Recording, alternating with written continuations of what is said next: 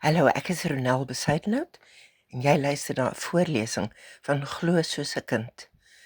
Ons is nou in die laaste week van hierdie reeks en ek wil net eers vir jou baie dankie sê dat jy dit saam met my doen.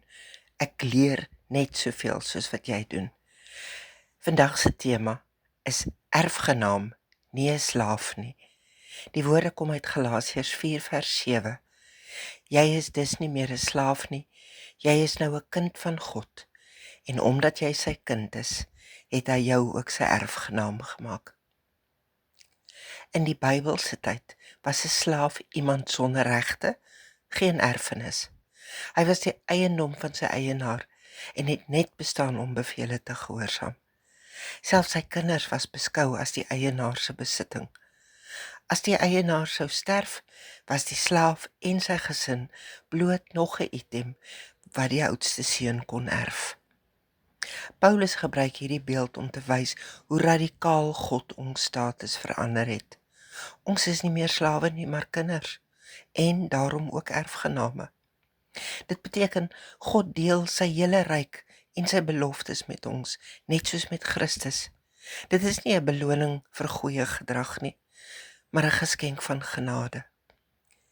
Die probleem is dat ons dikwels nog leef met 'n slaafmentaliteit. Ons vra vir krummels, terwyl die Vader 'n tafel vol oorvloed voor ons dek. Om te glo soos 'n kind is om te aanvaar dat jy regtig deel van die Godsfamilie is en dat jou naam langs Jesus se staan as mede-erfgenaam. Ek herinner jou daaraan dat daar teksgedeeltes is ook vir selfstudie. En dan is daar 'n vraag wat jy self moet antwoord. Hoe sou jou geloof verander as jy elke dag leef uit die oorvloed van 'n erfgenaam en nie uit die vrees van 'n slaaf nie? Mag ek saam met jou bid? Vader, dankie dat U my nie as 'n slaaf sien nie, maar as U kind en 'n erfgenaam.